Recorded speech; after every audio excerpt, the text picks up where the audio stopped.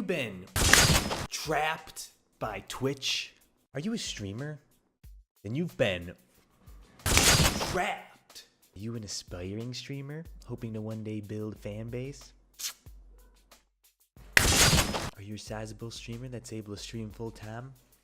Are you a human being? Trapped.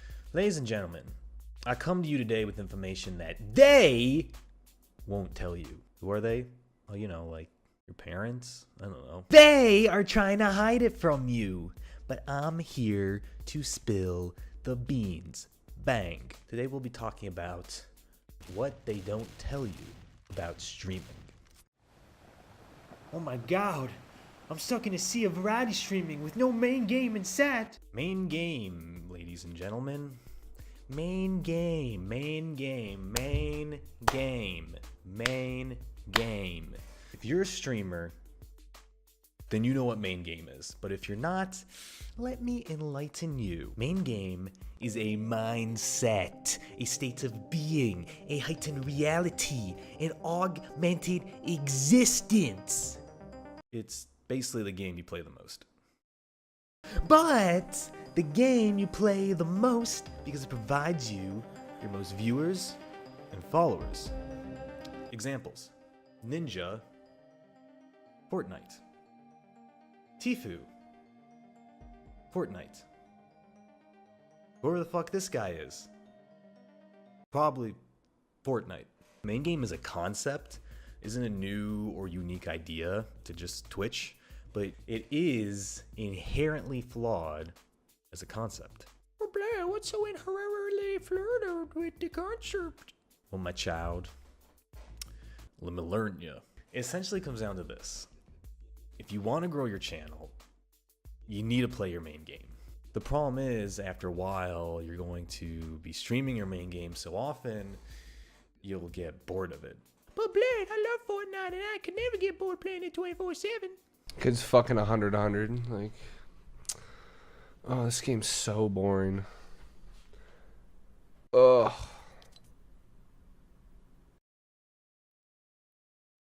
I don't want to stream at all anymore, dude. Fuck. Trust me when I say I've been there.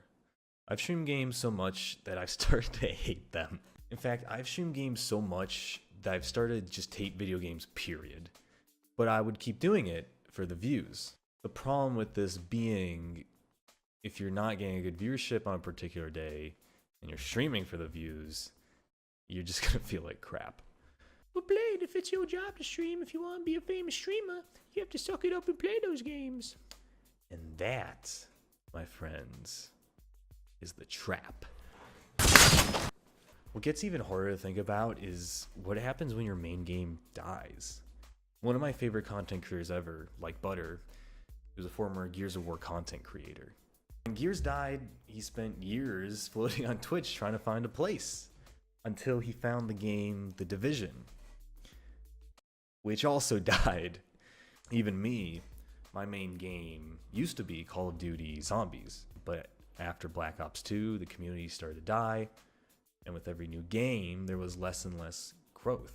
And after a while, I also just became a hopeless variety streamer. Hey, what's up, guys? Today we're out here, we're playing our main game. Yeah, I just love playing this game. This game is so much fun. I play it all the time. So here we are playing main game. Just how I feel like right about now. I feel like a dead guy. And, you know, I'm just going to cut my wrist because I hate myself. And, oh, let's see what we got here. Oh, yeah, okay. We got some more followers. Because this is my main game. Oh, yeah, I'm having so much fun. Oh, yeah. Hey, do you hear that? Oh, my God. Wait. It's a variety streamer telling me how wrong I am about streaming only my main game. It's funny because I always imagine variety streamers looking something like this. Ever since I switched to variety, my life has been so much better. Just when I say I've been there too, and it's not sunshine and rainbows. The biggest issue with variety is you sacrifice viewership and growth to have fun and make good content. And it doesn't even matter what size streamer you are. Listen guys, there used to be a time where we used to play Overwatch all day. And after 10 hours, dude, people would still get mad that we played variety, dude. And the viewership would tank, and And you know why I loved it? Even though we did really, really good content, and you know what, we did really, really good shit, like the shit like Portal, or the shit like, we would have like 5K viewers who did it, and I felt like nobody appreciated it, even though I love doing it. But now we can do whatever, and I wish people would appreciate that a little bit, because we've seen the lows, we've seen the highs, and it's like, dude, can't we just ride the wave together? I always find it strange the more interesting and varied you make the content, the more you're punished for it. But that's Twitch. Now, the most common counter argument to that is people come back and say, well, you shouldn't focus on growth. You should only focus on having fun. I feel like I've heard this a lot. And trust me when I say it's also flawed. There's two halves of Twitch. Streaming and having fun with your community, but also growing your channel.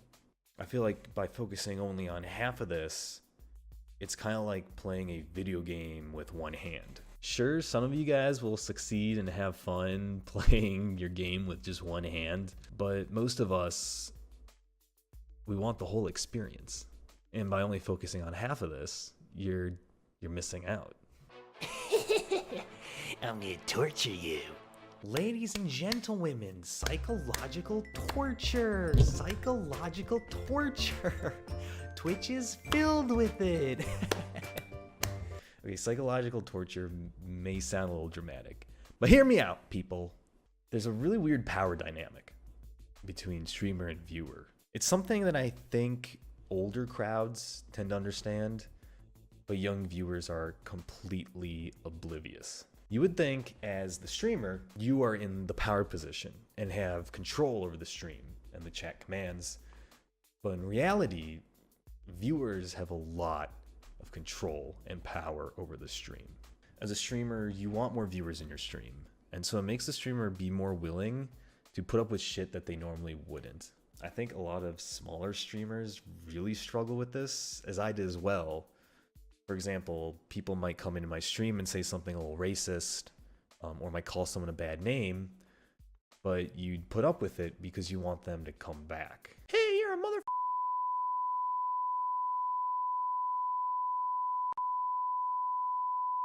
Oh! That wasn't very nice, man, but I'll give you a warning this time. I hope you're enjoying the stream. Of course, this is just wrong. And I think most streamers learn to not allow this kind of behavior in their chat eventually.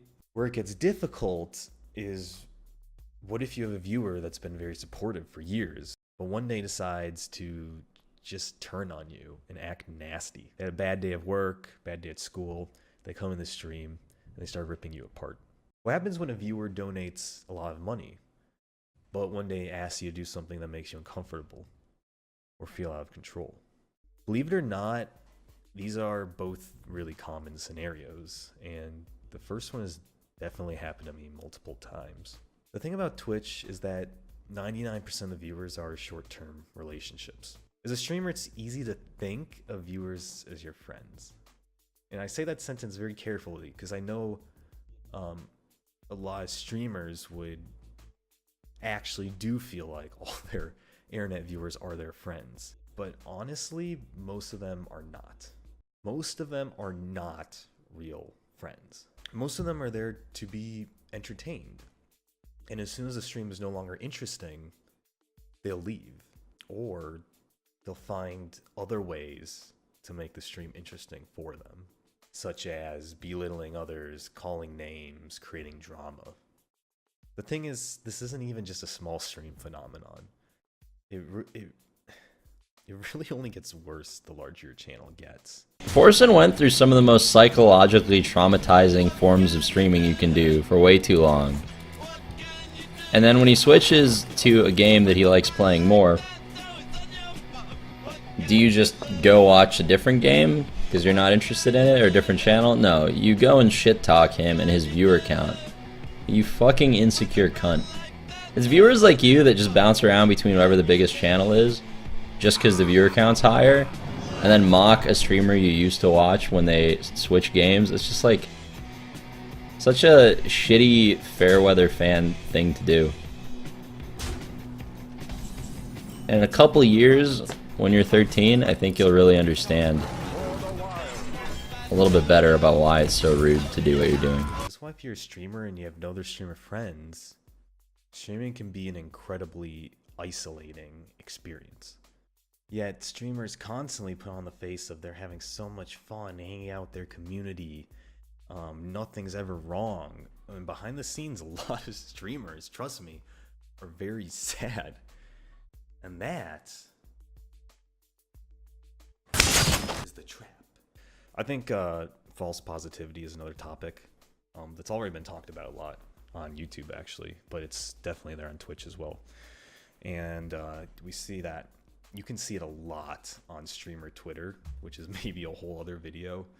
But there's a lot of false positivity on Twitch. And I think it's just a social media phenomenon in general to portray your life as more exciting, exhilarating than it is. That's what people are attracted to. When you're more interesting than other people want to be around you. It's part of the game. It's part of the... I made a video about a year ago called Streamers Are the Worst People. And I'll link that in the description below if you want to watch it.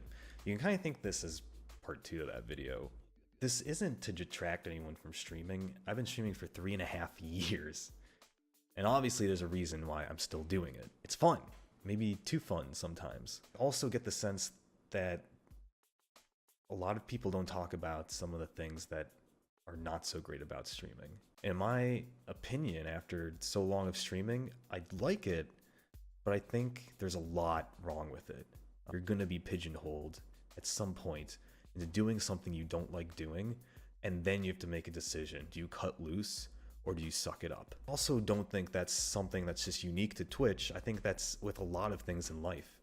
In fact, maybe Twitch is just a microcosm of our lives in general. Anyway, have you been trapped?